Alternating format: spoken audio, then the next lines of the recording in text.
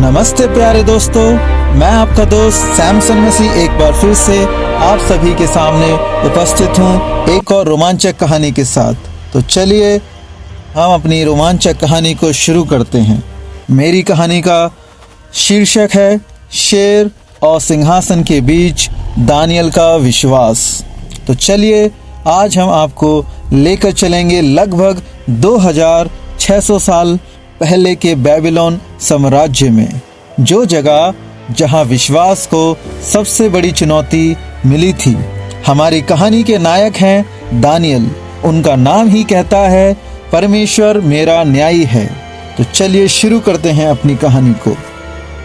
कल्पना कीजिए आप अपने घर, अपने परमेश्वर, अपनी पहचान से दूर एक ऐसे देश में लाए गए हैं जहां सब कुछ पराया है।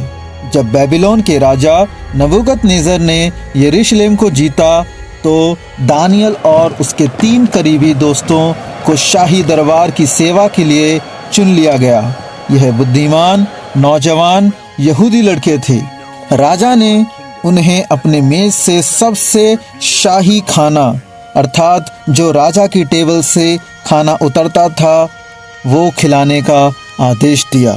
लेकिन दानियल जानता था कि यह भोजन उसके धार्मिक नियमों के खिलाफ है।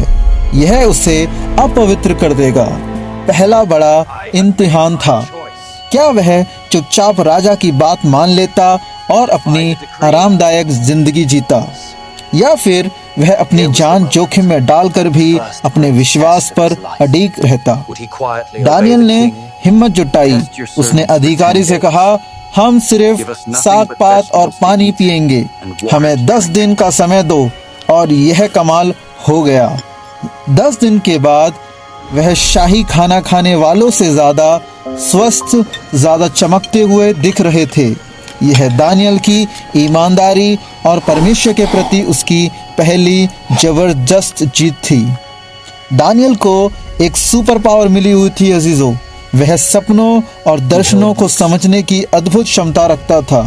और राजा नबूकदनेस्सर को एक ऐसा परेशान करने वाला सपना आया। उसने अपने सभी ज्योतिषियों को बुलाया, लेकिन कोई कुछ नहीं बता पाया, क्योंकि राजा ने यह शर्त रखी थी कि मेरा सपना भी तुम्हें बताना है और उसका अर्थ भी तुम्हें बताना है।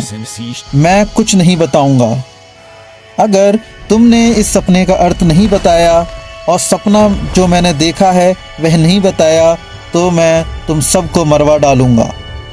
सब मारे जाने वाले थे, लेकिन दानियल हार मानने वालों में से नहीं था। वह अपने मित्रों के साथ प्रार्थना में जुटा। रात को परमेश्वर ने दानियल को न केवल वह सपना दिखाया, बल्कि उसका मतलब भी समझाया कि दुनिया की बड़ी बड़ी हुकूमतें कैसे बदलेगी और अंत में केवल परमेश्वर का राज्य ही हमेशा कायम रहेगा। जब दानियल ने राजा को सपना और उसकी व्याख्या बताई तो राजा दंग रह गया। उसने कहा, सचमुच तुम्हारा परमेश्वर ही सब ईश्वरों का परमेश्वर है। और तुरंत दानियल को बेबीलोन के सर्वोच्चतम प्रशासनिक पद पर बिठा दिया। एक कैदी कुछ ही समय में साम्राज्य का सबसे ताकतवर सलाहकार बन गया। यह परमेश्वर की कृपा थी अजीजों। कहानी आगे बढ़ती है। सालों बाद राजा दारा के शासनकाल में भी दानियल का दबदबा कायम रहा। लेकिन जहां कामयाबी होती है वहां ईर्ष्या भी होती है।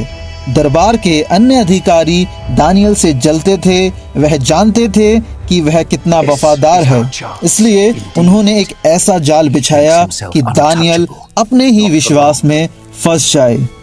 उन्होंने राजा से एक ऐसा कानून बनवाया कि 30 दिन तक कोई भी व्यक्ति राजा के अलावा किसी और से प्रार्थना नहीं करेगा।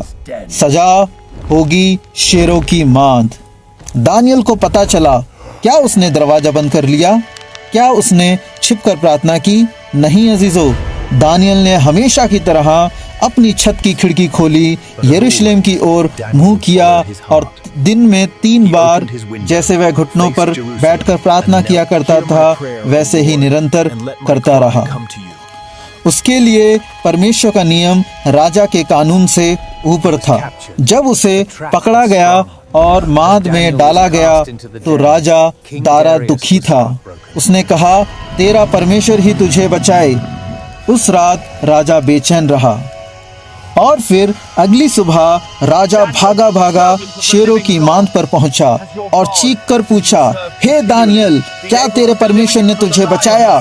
दानियल की आवाज आई मांद के अंदर से, हे राजा, तू युग युग तक जीवित रहे। मेरे परमेश्वर ने अपना स्वर्गदूत भेजकर शेरों के मुंह को ऐसा बंद कर दिया कि उन्होंने मेरी कुछ हानि नहीं की। दानियल सुरक्षित था, उसे कोई खरोच तक नहीं आई थी। अजीजों, यह एक जबरदस्त चमत्कार था।